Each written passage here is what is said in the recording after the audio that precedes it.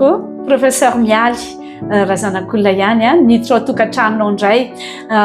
ampianatra anao ny 144 000 israélita izay voalaza ao amin'ny apocalypsie 7:3-4 ampianatra anao ka partie 2 ty dia mba tadiavy tompoko ny partie 1 fa misy ny fiandohan'ny fampianarana lasitsika fa ireo olona 144 000 juifs voateny ao anatin'ny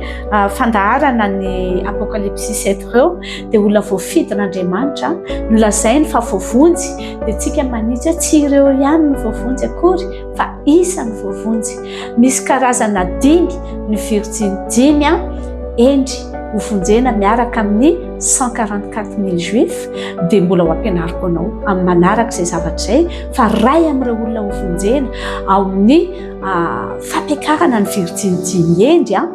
amin'ny début any 7 ans de grande tribulation ny 144 000 juifs dia miteny aminao fa tsy juif tena juif ireo fa ampianatra anao hoe izy ireo karazan'olona ireo matetika mankotsika raha vao resahana hoe jiosy no resahana dia tonga dia tezitra be tsika inona ndrarahiko izay jiosy zahako no famonjena anahako no ilaiko fa mampianatra anao tsika gentilisa zany atao hoe gentilisa zany dia olona akoatra ny firenena jiosy izay nataon'Andriamanitra saika tsy voavonjy mihitsy tsika raha tsy no laviny jiosy ilay Jesosy Kristy tompo nalefan'Andriamanitra ho famonjena azy satria izy nampianarin'Andriamanitra izy aloha ny peuple voalohany novonjen'Andriamanitra hoe ianareo no oloko firenena nofidiko ianareo israeliana zany tamin'ny alalan'ny Abrahama niteraka ny Isaka tamin'ny Sara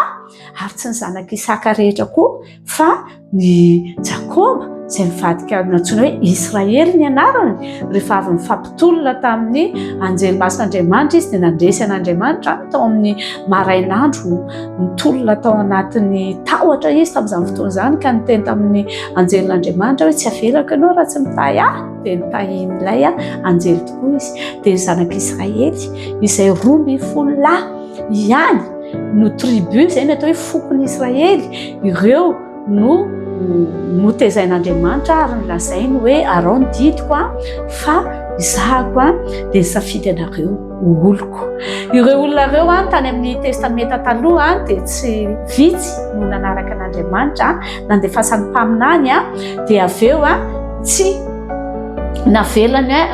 hipetraka fotsiny amin'izao rehefa tsy nahay nalalany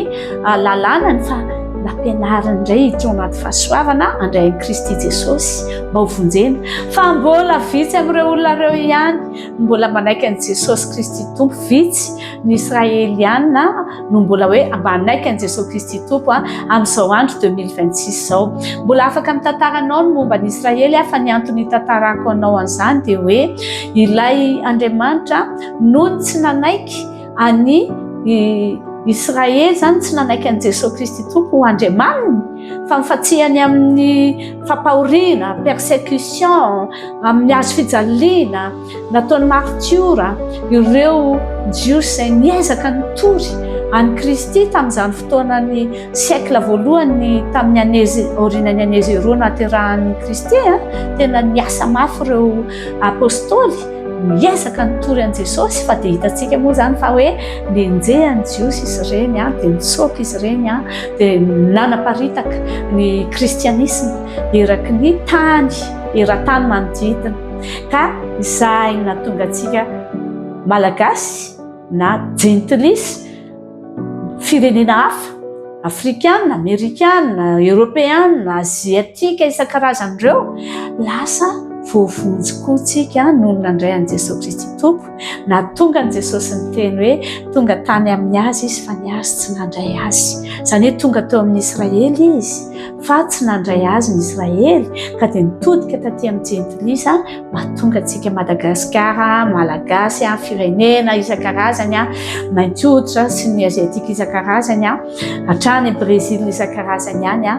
lasa nandray an'i Jesosy Kristy tompo dia nanjary vonjena itsika nanana fahefana isika zany ho voavonjy amin'ny anaran'i Jesosy Kristy Tompo. Dia itsika mihitsy no mino an Jesosy Kristy Tompo, mino lavitra an zareo Israelita amin'izao fotoana izao. Dia izany no mahatonga antsika ampiasain'i Jesosy. Ho ampiasaiko nareo hitory ny fahamarinako amin'izao andro farany izao. Dia itsika lasa kristianina. Hiteny aminao zany hoe voalahatra Andriamanitra isika. Raha miteny Jehova hoe misy famonjena miisa 12 000 isaky ny tribu iray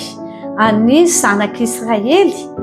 dia aza mieritreritra hoe an'zareo any zany, an'zareo Israelita izany 12 000 isaky ny tribu zany, isaky ny fokony zanak'Israely zany. Fa fataro fa any zareo Israely tokoa misy voavonjy ao anatin'ilay 12 000 andeha ampianatra hoe reo tsy olona hipetrapetra-pony reo fa tena olona hiasy reo mandritra ny fotoana fitoriana fampianarana amin'ny andron'ny grande tribulation. Hiasa mafy reo anatin'ny guerre, korotana ny tany fa reo ampianatra ny teny famonjena, ampianatra ny Jesosy Kristy Tompo, ampianatra hirehatra ny olona tafela. Dia ilay karazany olona tafela tonga dia teneniko aminao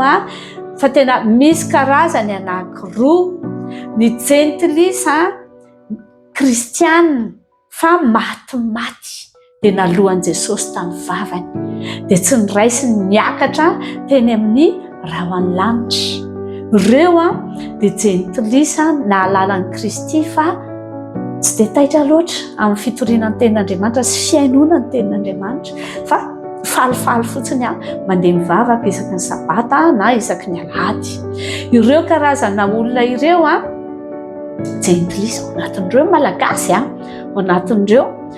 Dia hiteny aminao hoe 144 000 misy gentilisa nandray an'i Kristy. Dia misy ihany koa tena Israelita, tena zareo Moyen-Orient, fa 2% fotsiny izy ankehitriny ny kristianina ao. Dia amin'ireo 2% ireo no isy safidianan'Andriamanitra hoe iza no mirehatra be amin'ireo 2% ireo. Dia ireo koa mifanampy amintsika ino moa zany gentilisa kristianina mirehatra. Izany hoe itsika izay lazaina hoe virginy dimy endry. Ireo karazan'olona roa ireo ihany no ananan'Andriamanitra programa ho vonjena, ho mpamonjy moa izany satria ampianatra. Ny olona mampianatra zany, mampianatra ho vonjena dia mamonjy izy zany ny olona mba hifo. Ireo karazany roa ireo ihany no ampiasain'Andriamanitra amin'ny fitotoanany grande tribulation hamonjena ny virginy dimy adala. Dia raha hiteny aminao hoe virginy dimy adala izy aby ny ao anatiny, rehefa miteny hoe virginy moa zany dia fiangonana, dia izy aby ny ao anatin'izany virginy dimy adala ho ampianarina mandritra ny 3 taona sy tapany ao anatin'ny grande tribulation. Mandritra ny 3 taona sy tapany voalohany dia mandritra ny 3 taona sy tapany faharoa fa tena ampianatra ireo olona ireo mandritra n'izay 7 taona izay tsy miato mihitsy. Izy aby no andeha ho ampianariny dia izay karazan'olona tavela ety an-tany ao anatin'ny grande tribulation. Izany hoe ny Israelita ilay miavonavina, judaisme miavonavina amin'ny Jesosy Kristy Tompo tsy mety mandray anazy io, ary ny virginy dimy adala paraiky dia tsy nanidina niakatra teny amin'ny rahoan'ny lanitra, dia ny gentilisa tsy kristianina izay finoana rehetra,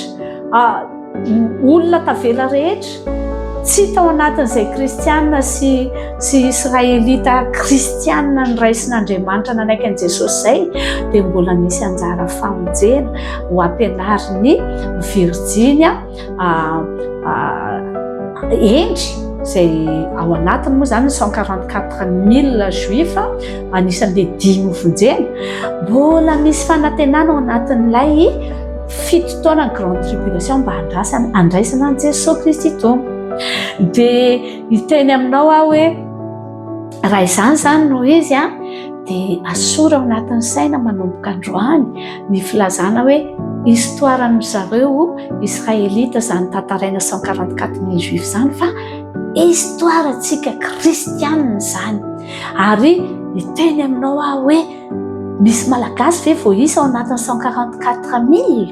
000 israelita? Eny ny valany, tena eny. Itsika malagasy dia oako fantatrao fa tena taranaka voafidin'Andriamanitra tokoa. Asa raha mba hitanao mihitsy fa rehefa niasy Jesosy taty amin'ny Nouveau Testament nampiasan'ireo apôstôly dia tsara jerefo tsara fa tena nampianatra ny tanjon'i Jesosy. Raha vao miresaka kristianisma tsika zany dia fatary fa misy olona ataon'Andriamanitra hampianatra ny famonjena fa tsy hampianatra ny fitadiavam-bola na hampianatra hoe comment devenir riche, comment devenir très fort entrepreneur manatra tsisy zany zavatra nandefasany Jesosy Kristy tompo any mpampianatra efa hatr'izay principe-ny Jesosy mihitsy zany io hoe rehefa hitondra famonjena izy dia mampianatra aloha. Formation des formateurs. Dia hitanao tsy nanana izy na dia mpianatra ray azy fa tamin'ny izy mbola velona tetỳ tany tamin'ny première venue an Jesosy Kristy tompo tatỳ tany feno 30 taona ny lehilahy dia nanomboka nanao ny asan'Andriamanitra dia mpianatra aloha nalainy nangoniny teny amin'ny lalana nandehanany rehetrarehetra teny. Dia eny izy nisiton'Andro Petera. Misy amin'ireo tsy mahay alfabeta akory amin'ireo, misy tsy nianatra amin'ireo, misy mpanjony fotsiny amin'ireo, misy kosa amin'ireo olona ambony tena misy dokotera ireo, tena misy olona karazany isan-karazany natsony Jesosy ho mpianana. Dia natsony koa ny vadin'ny olona ambony lasa mpianany daholo reny. Misy vehivavy ambomby misy vadina tena olona gouverneur ohatra zany manaraka azy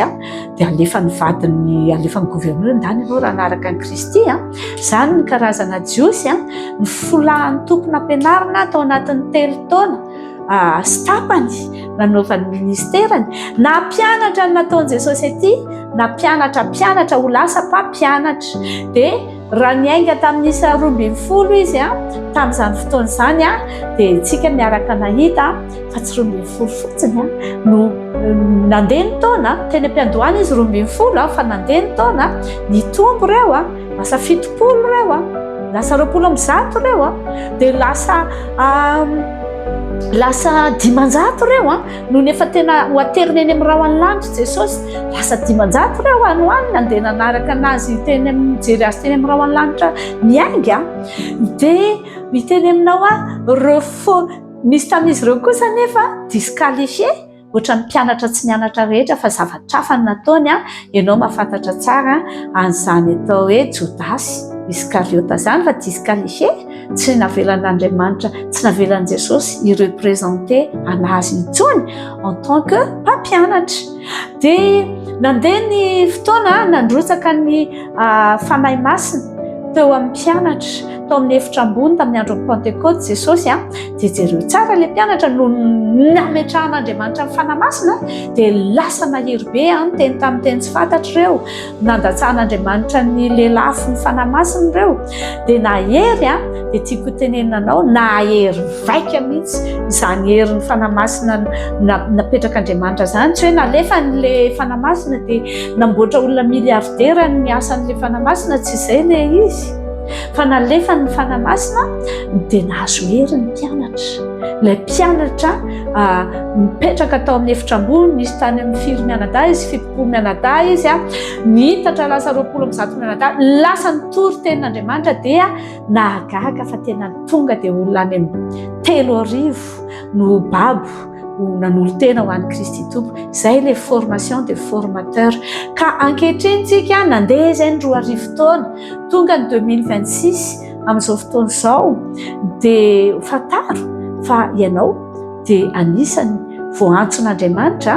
handeha hianatra ny tenin'Andriamanitra ary hampianatra koa hanohy ilay resaka formation cascade hampianatra ny olona iambina mba ho vonjena mba ho voavonjy tanteraka izay olona torinao teny mamerina kely ao anaty fonteny ny dikany hoe voavonjy dia voavonjy ho an'i Kristy mandrakizay ny fanahinao vokatry ny fankatoavanao ny fampianaran'ireo olon'Andriamanitra mampianatra aminao mampatsiahy aminao fa tsy Jesosy nidinao personne nampianatra anao fa tena tsy maintsy olona oatrasy ianao vavy lahy tanora antitra zaza olona manakatao olona tsy manakatao olona manankarena olona mahantra olona manam-pahaizana olona tsy dia nianatra 4000 ampiasain'Andriamanitra nonge mahita olona be da be zao misy ranadà mahafinaritra kely iny zao hitako ao anatin'ny Facebook ao tena ozy zaho izy tena 4000 dia manezaka mamely tena dokera fa mitory an' Jesosy izy amin'ny famarinana mampiasa olona be da be ohatran'ireny Andriamanitra mampiasa olona koa izy olona misara-panambadiana fa tsy hoe mpanambady sy mpivady ihany no ampiasainy mampiasa tanora voahilikilika izy dia mampiasa droge olona sitrana dia mampiasa mpivarotena miova fo mampiasa n'ireny olona tena manao roro isan-karazany sitrana toriana ny filazantsara ireny dia miova mampitsabo dia mahita karazan'olona tena tratry ny depression tratry ny areti-tsaina rari-tsaina dia tena naharary tena hoe firy-taona tsaboana amin'ny fanafody any amin'ny hopitaly fa sitramin' Jesosy dia ampiasainy hitory mahery ny fahamarinana izy aloha tena azavaina fa ny fahamarinana no irahan' Jesosy ho torian'ireo 144 000 Israelita ireo ka miteny aminao hoe aoka oliana tsara ianao fa za hiteny aminao hoe moava misy